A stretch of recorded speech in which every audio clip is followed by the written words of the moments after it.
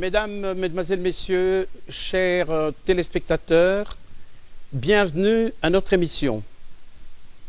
Nous recevons sur ce plateau Maître Norbert Nkulu Mitumba Kilombo, cadre de la majorité présidentielle et délégué au pourparlers de la SYNCO. Sa contribution à cette émission permettra à l'opinion de comprendre la culture du dialogue qui s'enracine en République démocratique du Congo. Et le thème retenu, c'est les pourparlers de la SYNCO, une culture de dialogue en République démocratique du Congo. Bonsoir, maître. Bonsoir. Qu'est-ce qui a motivé la tenue des pourparlers de la SYNCO? La tenue des pourparlers de la SYNCO s'inscrit dans la tradition devenue permanente dans notre pays de dialogue pour trouver des solutions aux problèmes notamment politiques qui se posent dans notre pays. C'est ainsi que tous les 2 mandats du président Joseph Kabila Kabange ont été placés sous le signe du dialogue. En effet, dès son accession au pouvoir, en mars 2001, le président de la République avait réuni autour de lui les acteurs politiques, les animateurs de la société civile, afin d'examiner ensemble la situation politique du pays. Au début de son second mandat, en décembre 2011, le président de la République a lancé un appel pathétique à tous les Congolais. Jacques, vous permettez, pour que je ne trahisse pas la pensée du président, que je puisse lire un extrait de son discours. C'est le président qui parle. Président de tous les Congolais, je reste fidèle à mon ouverture d'esprit traditionnelle. Je suis convaincu qu'ensemble, déterminés et motivés, nous ne pouvons que relever le défi de l'émergence de notre pays. Je travaillerai donc avec tous les compatriotes qui ont la passion du Congo et qui veulent sincèrement œuvrer à sa modernisation. Au service de la patrie, il n'y a point de camp politique. Seul compte la compétence, le patriotisme et la bonne volonté. Ainsi, malgré la victoire électorale qu'il a obtenue, le président de la République a voulu associer tous les patriotes à cette œuvre de reconstruction du pays. Nous en sommes maintenant au pourparlers de la SYNCO parce que le pays est confronté à une crise résultant de la non-organisation des élections dans les délais prévus par la Constitution. Comme je le disais, Jacques, c'est une tradition dans la manière de gérer le pays.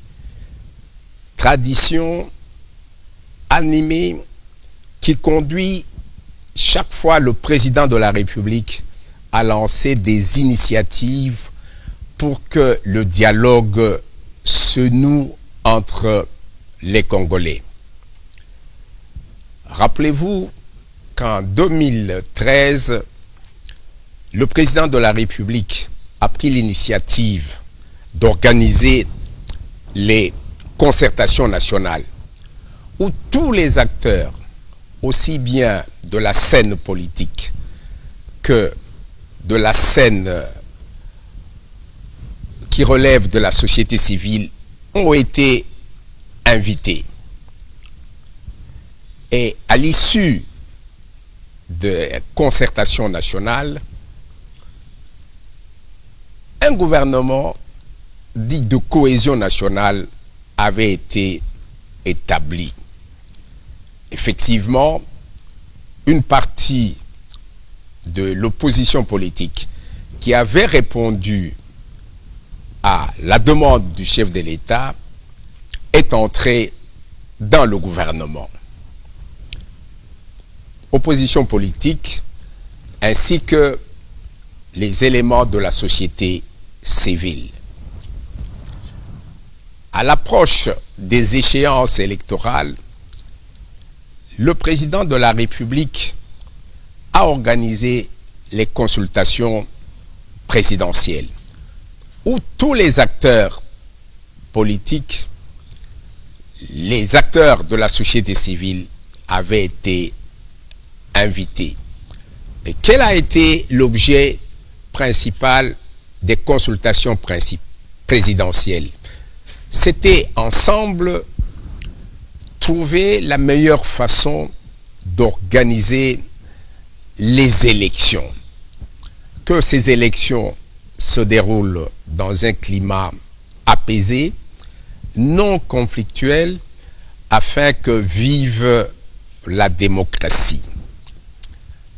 Ensuite, le président de la République a ordonné à la majorité présidentielle de prendre contact avec les acteurs politiques qui se trouvaient en dehors du pays. C'est ce qu'on a appelé les contacts préparatoires avec l'UDPS à Bruxelles, en Italie et en Espagne. Tous ces contacts ont débouché sur la tenue du dialogue politique national inclusif à la Cité de l'Union africaine. Après ces négociations de la Cité de l'Union africaine viennent de se tenir. Excusez-moi de vous interrompre, maître. Vous nous avez expliqué l'évolution des contacts qui ont été initiés par le président de la République. C'est exact. Il y a eu un dialogue qui a été organisé à la Cité de l'Union africaine. Mais quels sont les résultats auxquels on est parvenu après ces assises? Les négociations tenues à la Cité de l'Union africaine ont produit un document important qu'on a appelé l'accord politique relatif à l'organisation des élections dans notre pays. Et c'était le premier acquis de ces négociations. Ces négociations ont confirmé la CENI dans son rôle, sa première mission d'identifier les électeurs et de les enrôler. L'accord a prévu la tenue des élections du président de la République, des députés nationaux, des députés provinciaux, des sénateurs, des gouverneurs et vice-gouverneurs à partir d'avril 2012. 2017. Il était stipulé également que les élections locales, municipales et urbaines pouvaient se tenir en même temps que toutes les autres élections. Si jamais cela ne se faisait pas, ces élections pouvaient se tenir dans les 6 mois qui suivaient. Et un acquis important de ces négociations de la Cité de l'Union africaine, c'était la formation d'un gouvernement d'union nationale et où la direction du gouvernement, la primature, était confiée à l'opposition politique. Il y a eu également un organe appelé comité de suivi pour assurer le déroulement de cet accord. Une chose importante est que du point de vue des institutions, le président de la République, les députés nationaux, les sénateurs, les députés provinciaux, ainsi que les gouverneurs et vice-gouverneurs restaient dans leurs fonctions jusqu'à ce que leur successeur soit élu.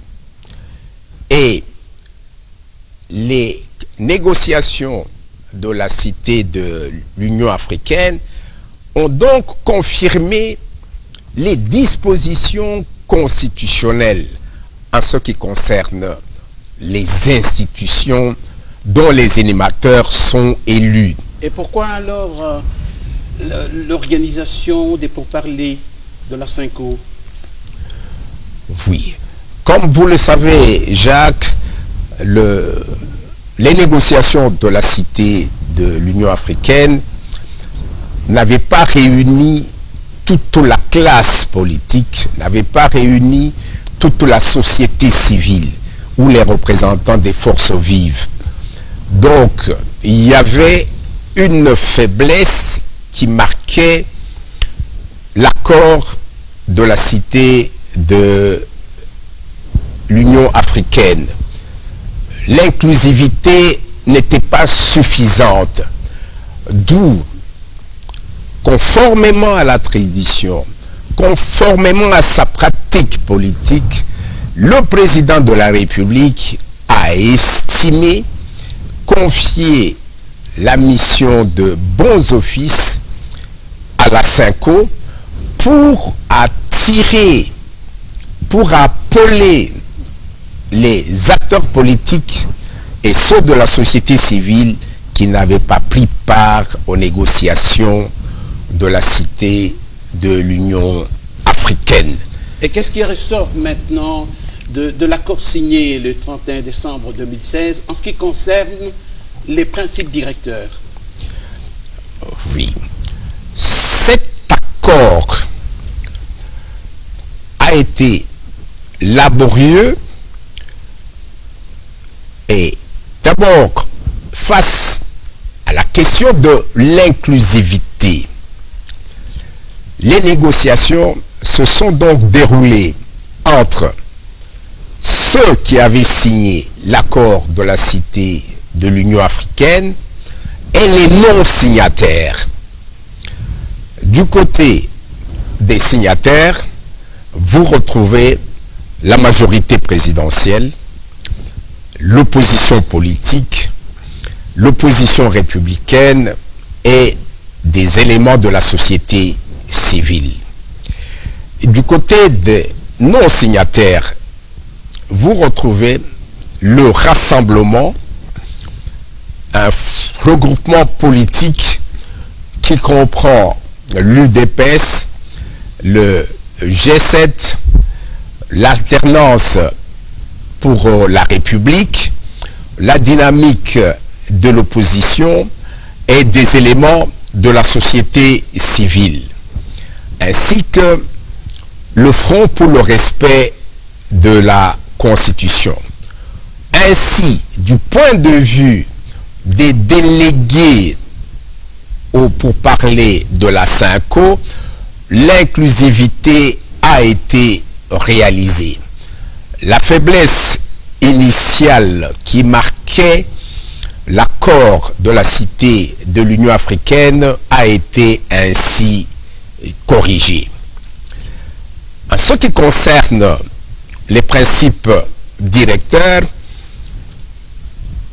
ou les principes conducteurs de tous les travaux de la SYNCO, les parties prenantes ont réaffirmé le respect de la Constitution dans toutes ses dispositions, ainsi que le respect des lois de la République.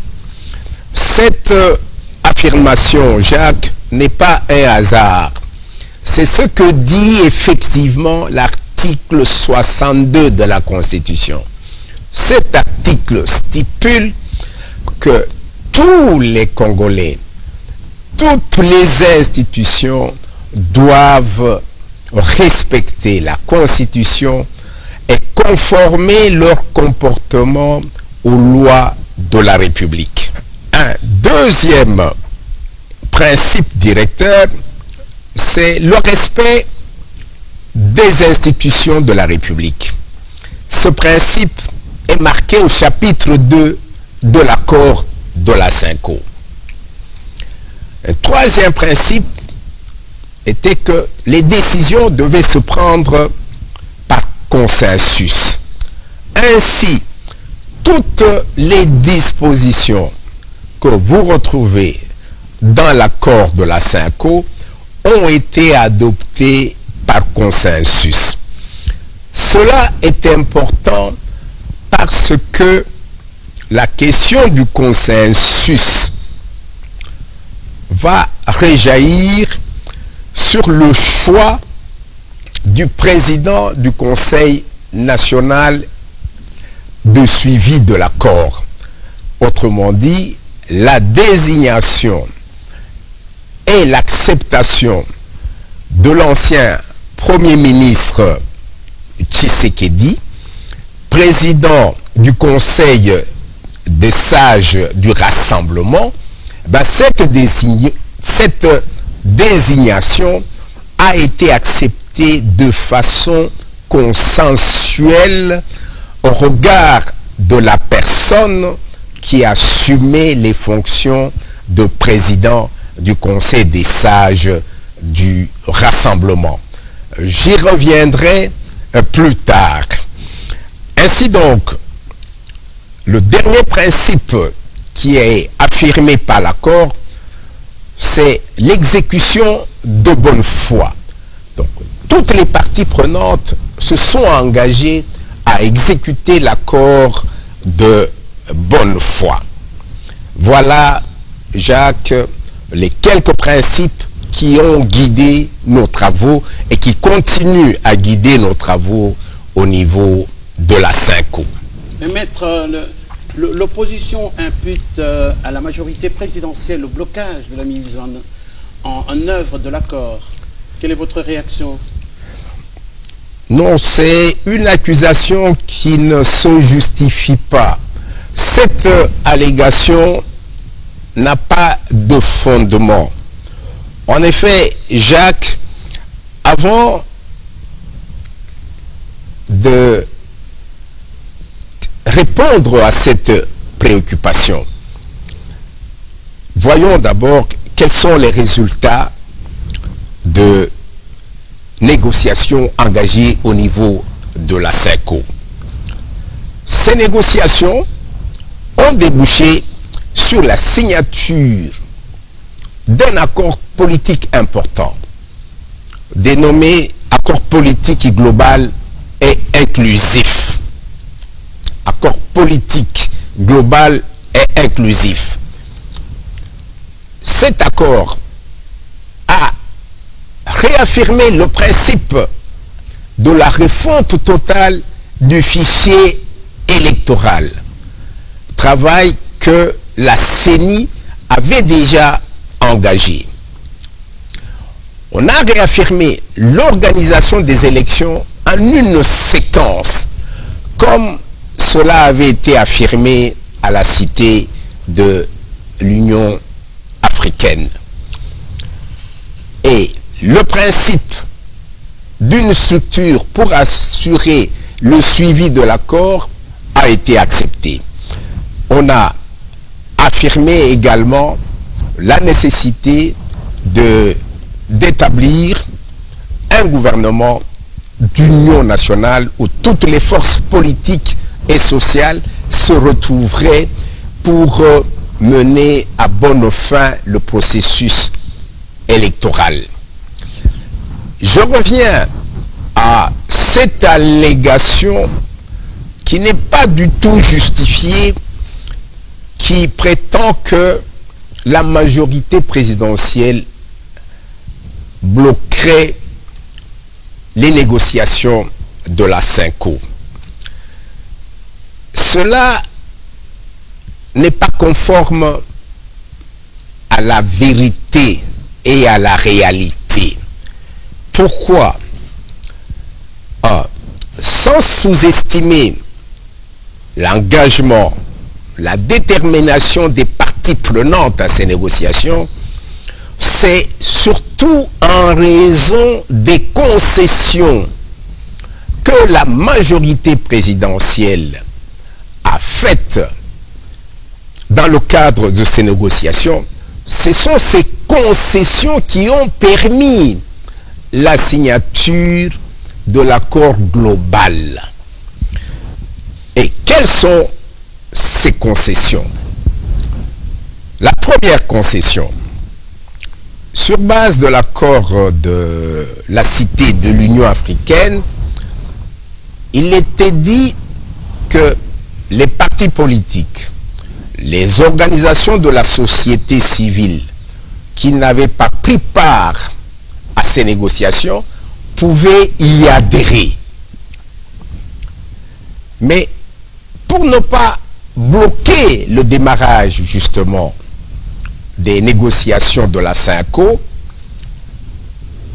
la majorité présidentielle ainsi que les partis qui ont pris part aux négociations de la Cité de l'Union africaine ont renoncé à cela en acceptant les amendements, les améliorations de ce qui a été fait à la Cité de l'Union africaine. C'est donc une première concession. Une deuxième concession, c'est l'ouverture du gouvernement à l'opposition politique. Et non seulement le gouvernement est ouvert à l'opposition politique et à la société civile, au sein de l'opposition politique, la direction du gouvernement est confiée au rassemblement. C'est une concession importante, majeure, pour l'avancée des négociations. Une concession, c'est l'acceptation par consensus, l'acceptation par la majorité présidentielle de M. Tshisekedi, ancien Premier ministre, président du Conseil des sages du Rassemblement, comme président du Conseil national de suivi. Une autre concession, la majorité présidentielle a accepté qu'au niveau du bureau du Conseil national de suivi, le Rassemblement puisse encore avoir un poste, le poste de questeur, est attribué au Rassemblement. Le Conseil national de suivi n'a pas été perçu comme un simple service, une simple structure. On a estimé bon d'élever cette structure au rang d'institution d'appui à la démocratie. Donc ce sont toutes ces concessions de la part de la majorité présidentielle qui montrent que la majorité présidentielle ne cherche pas, n'a pas l'intention de bloquer les négociations. Vous chercherez, en fouillant dans tous les sens, l'accord pour trouver les concessions que nos amis, nos frères du Rassemblement auraient faites. Et il n'y en a pas. Ils ont certainement la bonne volonté, l'engagement qu'on parachève, qu'on finalise les accords. Mais les concessions concrètes et d'importance majeure ont été réalisées par la majorité présidentielle.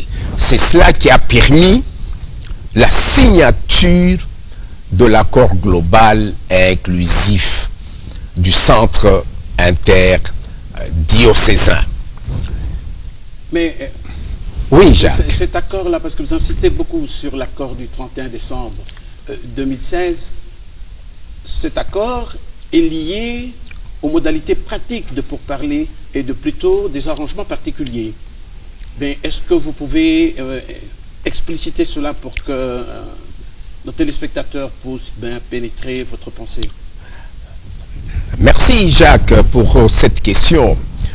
Non seulement nous sommes venus mettre à la disposition de l'opinion des éléments qui lui permettront d'apprécier ce qui se fait, c'est même une mission de clarification que nous voulons accomplir à la suite de votre invitation. La philosophie qui a été suivie par les parties prenantes au niveau de la SYNCO, c'est d'avoir d'abord un cadre avec les principes d'ensemble, avec les principes généraux. Et tous ces principes sont coulés dans l'accord global et inclusif. Et cet accord a prévu un autre, qu'on dira petit accord, qui aura pour mission de mettre en œuvre l'accord global. C'est au niveau de la mise en œuvre de l'accord global que les parties prenantes ont estimé qu'il faut prendre un arrangement particulier.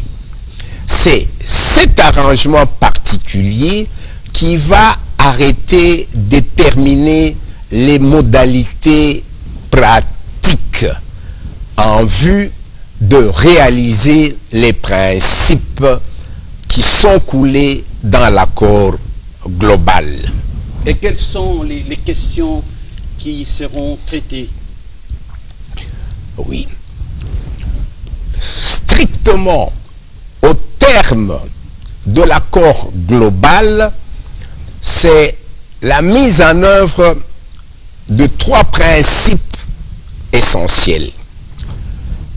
Principes qui sont dans l'accord. Le premier principe, c'est celui qui se rapporte à la gestion inclusive des affaires de l'État au niveau de l'exécutif national. Autrement dit, la question de la formation du gouvernement. Okay. Il faut donc arrêter des modalités pratiques pour la réalisation de ce principe. Comment ce principe va être réalisé au niveau de l'arrangement particulier? C'est la question de la taille ou du format du gouvernement. L'accord global ne dit rien sur la taille, sur le format du gouvernement. La taille, le format du gouvernement, la nomenclature des ministères, la structuration du gouvernement. Bien sûr, il y a un Premier ministre. Y aura-t-il des vice-premiers ministres? Y aura-t-il des ministres d'État? Des ministres, vice-ministres, c'est certain. Premier ministre, ministre, vice-ministre, ce sont des éléments obligatoires au regard de la Constitution du gouvernement.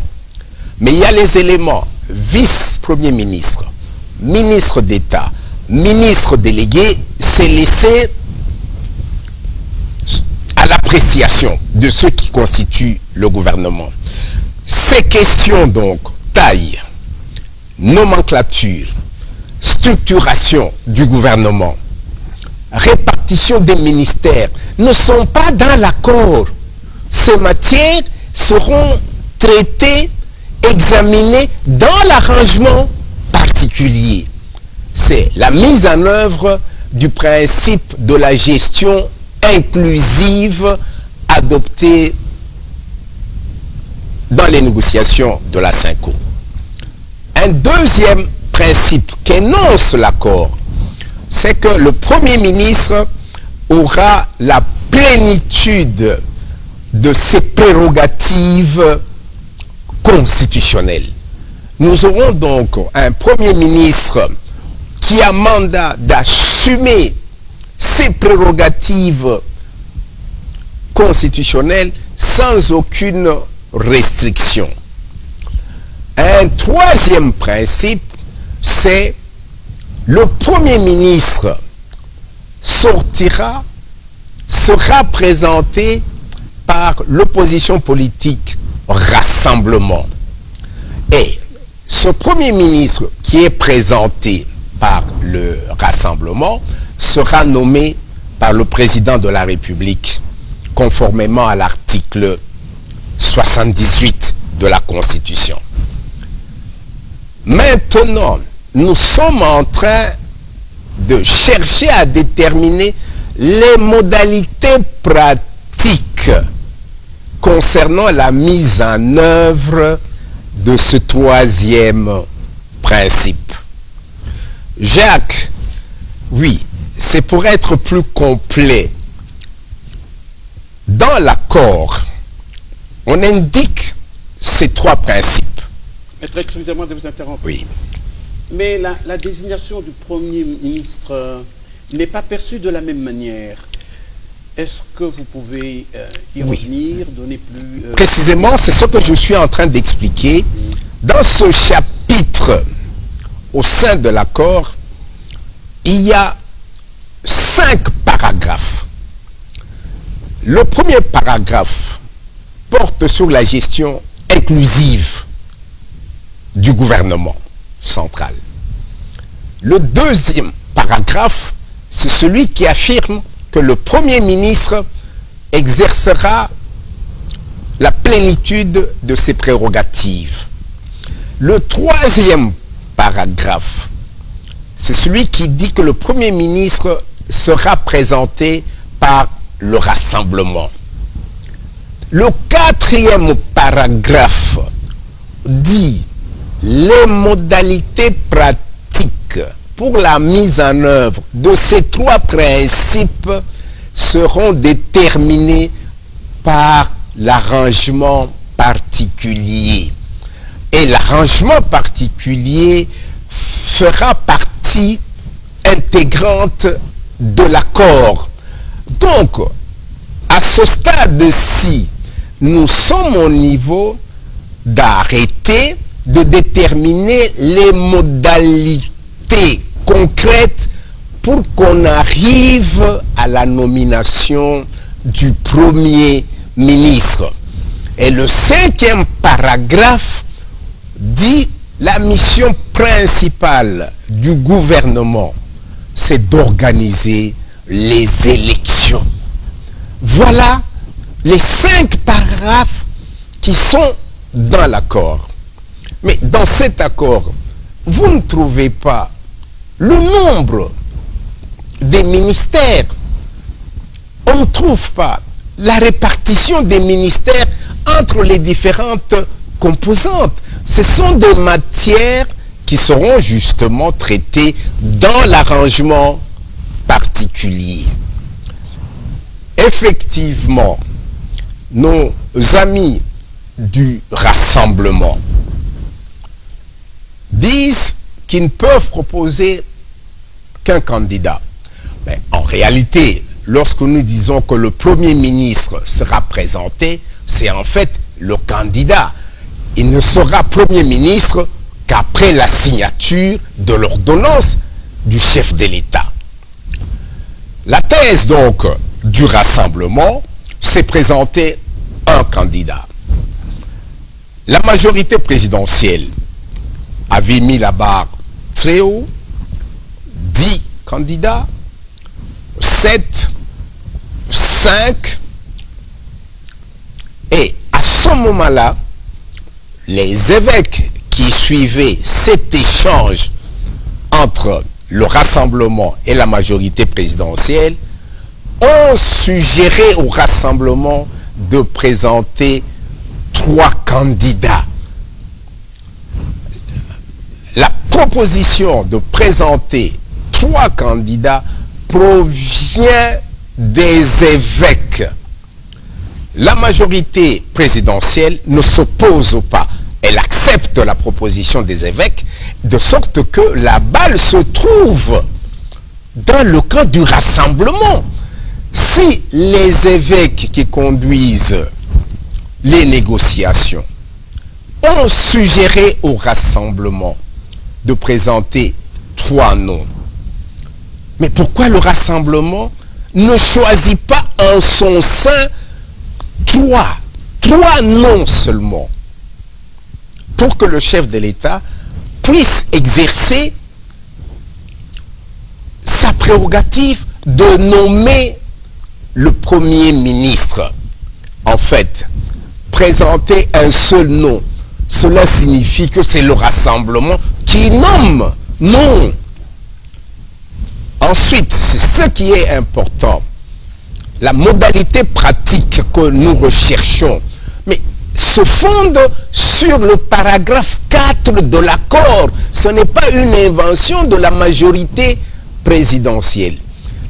Je vous ai dit tout à l'heure la répartition des ministères entre les composantes, la taille du gouvernement, la nomenclature des ministères.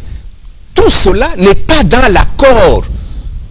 Donc, ce sont des modalités pratiques pour qu'on arrive à former le gouvernement. Il faut aussi des modalités pratiques pour qu'on arrive à la nomination du Premier ministre. Il va de soi que les 3 candidats proviendront du rassemblement. Ça ne sera pas quelqu'un du PPRD. Non, ça sera quelqu'un du rassemblement. Vous voyez, donc, cette affaire de primature, la majorité présidentielle ne cherche pas à bloquer.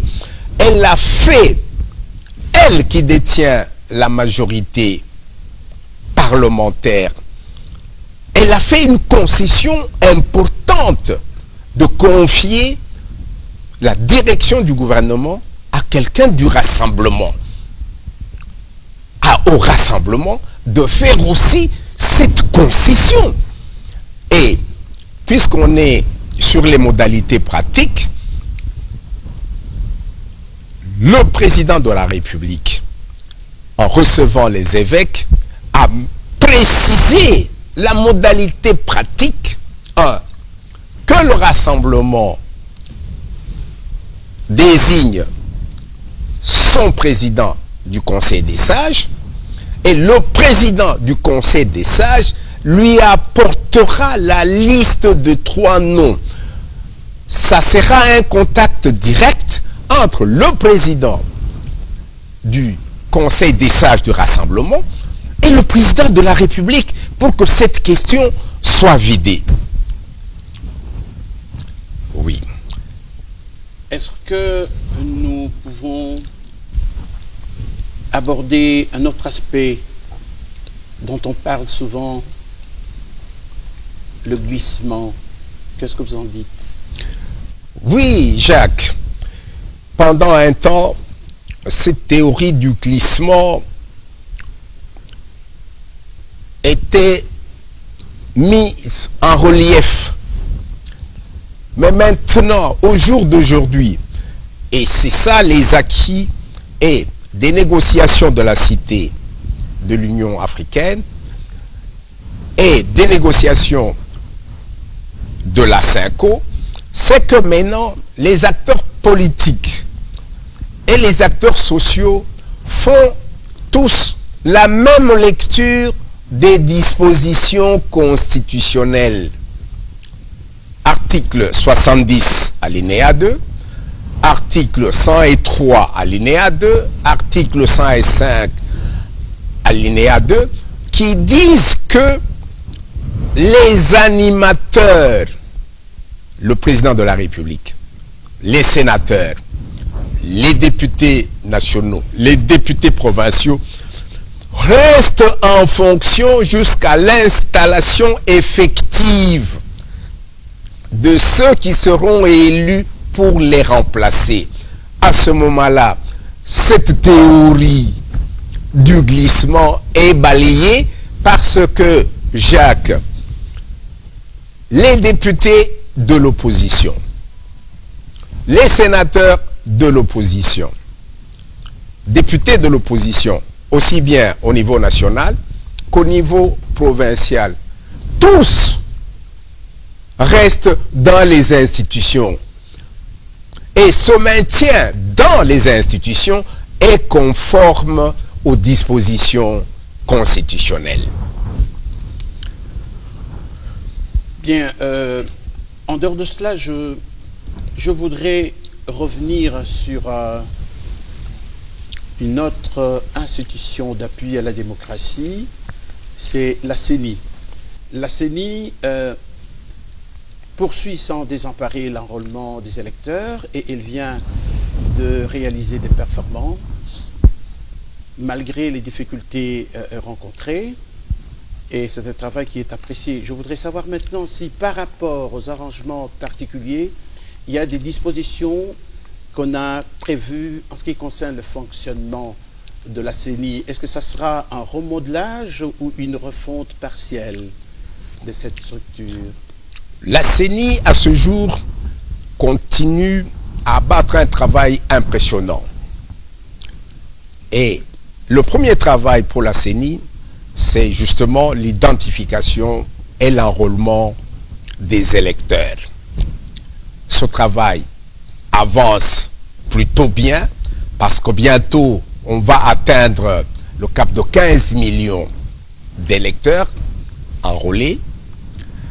Et au niveau de l'accord global, il est bon de savoir que la CENI comprend 13 membres. 6 sont désignés par la majorité parlementaire.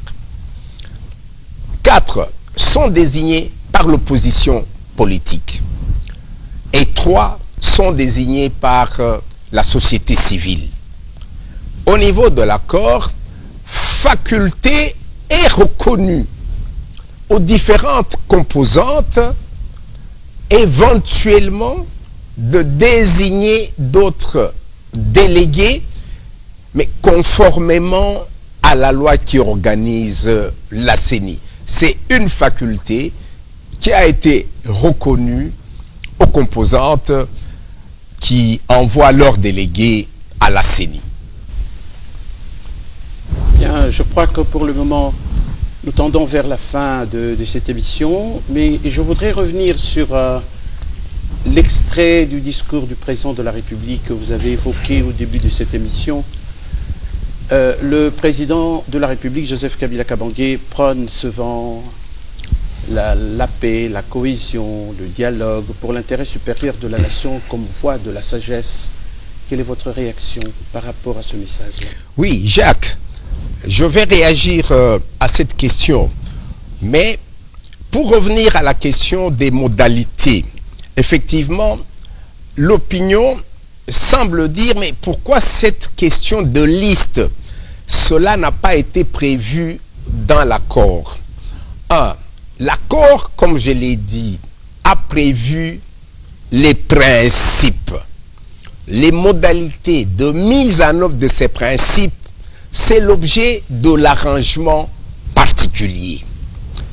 De deux, il n'y a pas que la question du Premier ministre où il y a les modalités, mais il y a la formation du gouvernement même.